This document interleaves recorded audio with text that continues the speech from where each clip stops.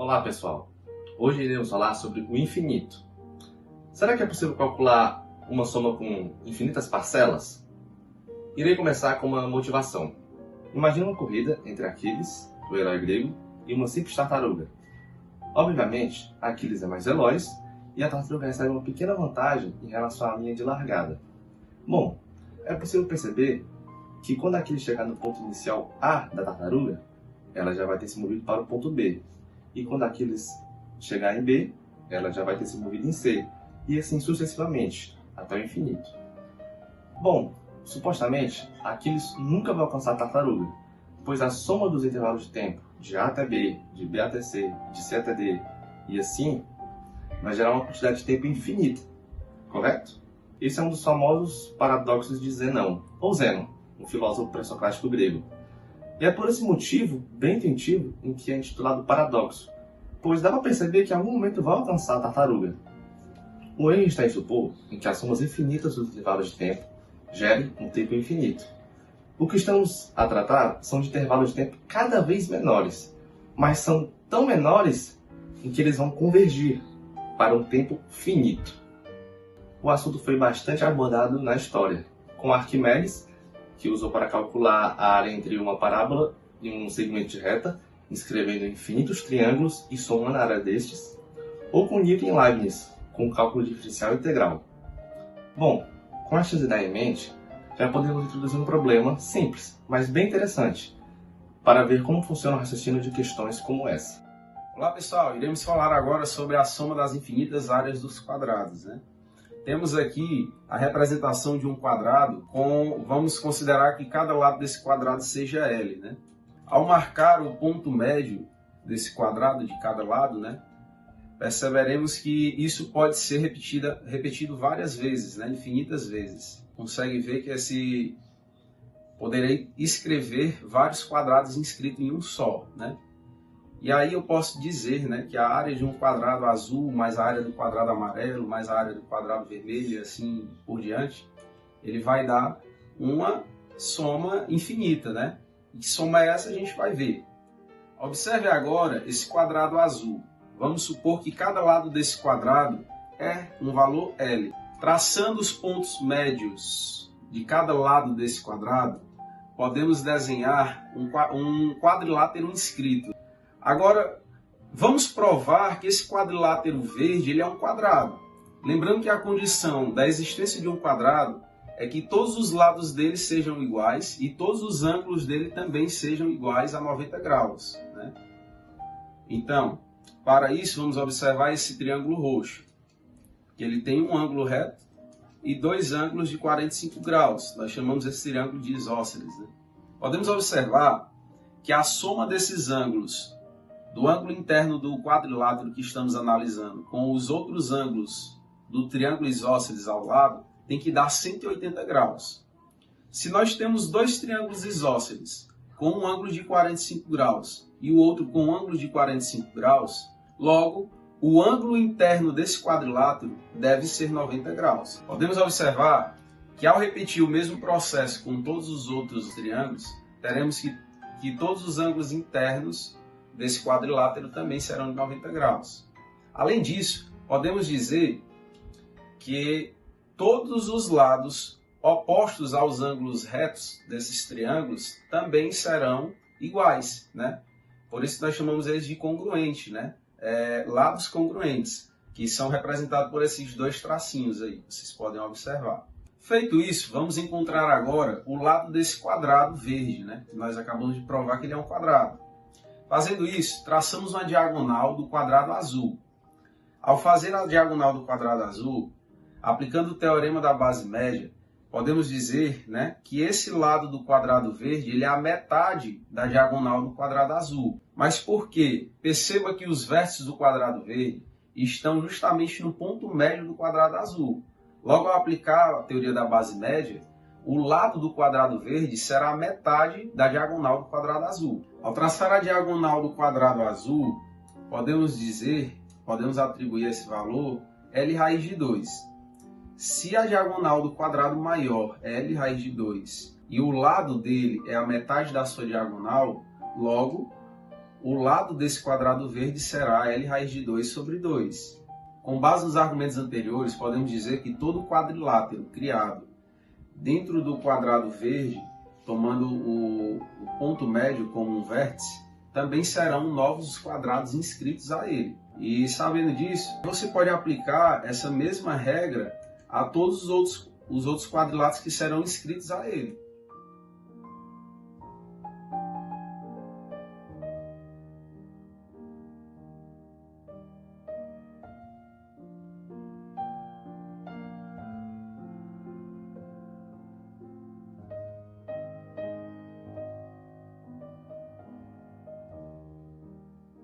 Formando aí uma razão, né? Após encontrarmos a razão, que é igual a raiz de 2 sobre 2, podemos pegar esse valor e multiplicar por cada lado dos quadrados inscritos a ele. E obteremos aí então uma soma de lados infinitos desse quadrado. Da mesma maneira que podemos obter a soma dos lados infinitos desse quadrado, também podemos obter a área. Vamos ver como isso pode acontecer?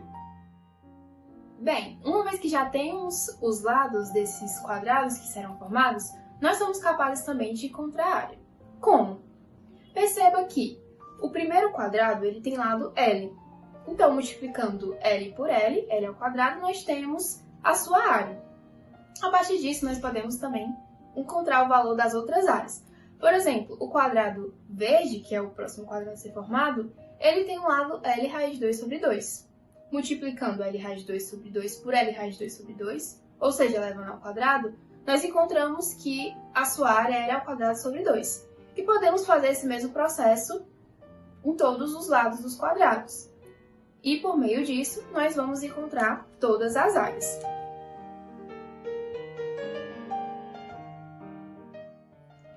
Mas, como é que a gente sabe a área de um quadrado qualquer? Por exemplo, em cada etapa, a gente vai dividindo por um meio. Mas o que acontece depois de N etapas? Depois de infinitas etapas? Vamos fazer a seguinte conjectura. Na primeira área, a gente tem L ao quadrado, e a gente pode dizer que essa área é L ao quadrado sobre 2 elevado a 0, já que 2 elevado a 0 é igual a 1. No quadrado seguinte, que seria o verde, a área dele é L ao quadrado sobre 2. Nós podemos dizer que é L ao quadrado sobre 2 elevado a 1, uma vez que nós já percebemos que as áreas elas são construídas por potências de 2 no denominador. Então, a terceira área seria L ao quadrado sobre 2 elevado a 2.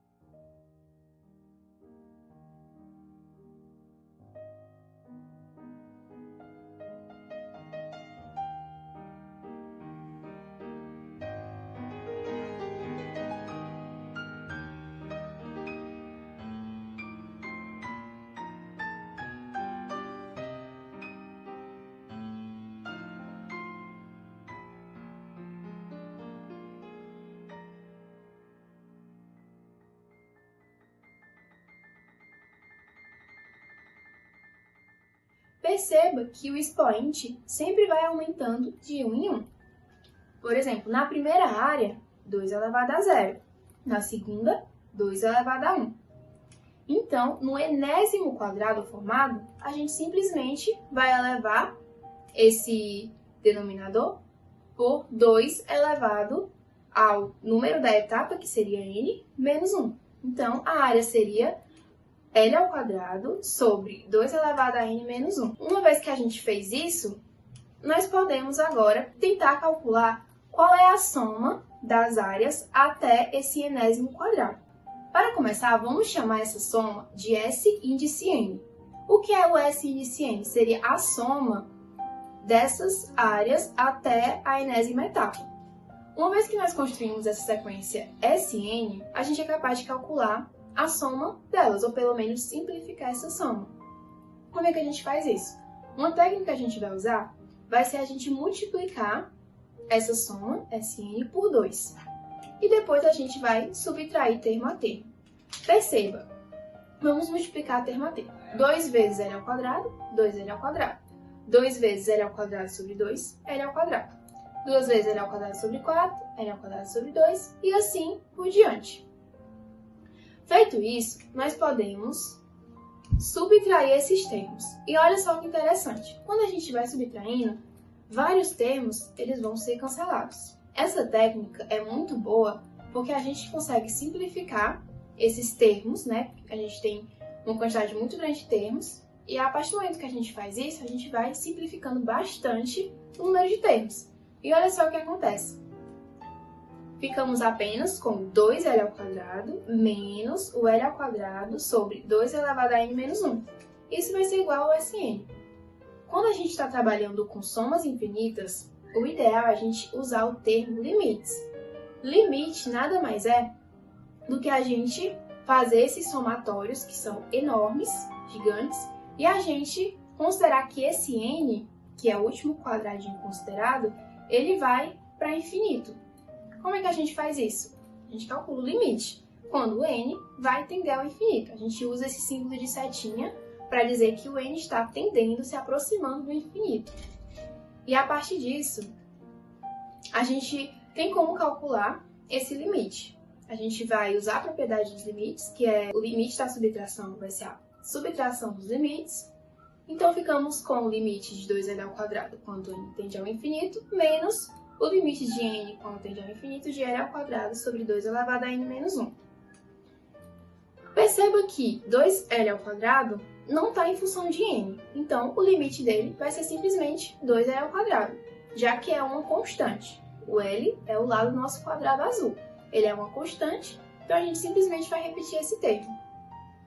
No caso do limite de L² sobre 2 elevado a n menos 1, perceba que o n vai tender ao infinito, ou seja, ele vai ficar cada vez maior.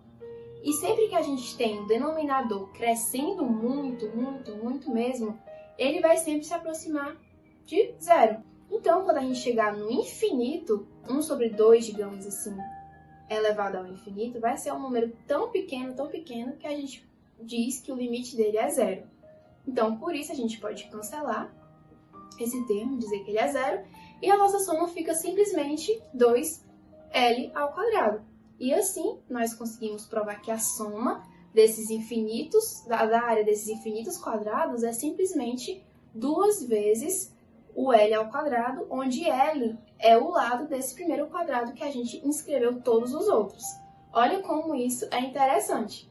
E com isso a gente fecha a nossa questão e a partir desse vídeo a gente conseguiu marcar os ângulos, provar que de fato um quadrilátero era um quadrado, conseguiu simplificar as somas e ainda conseguiu somar infinitas áreas.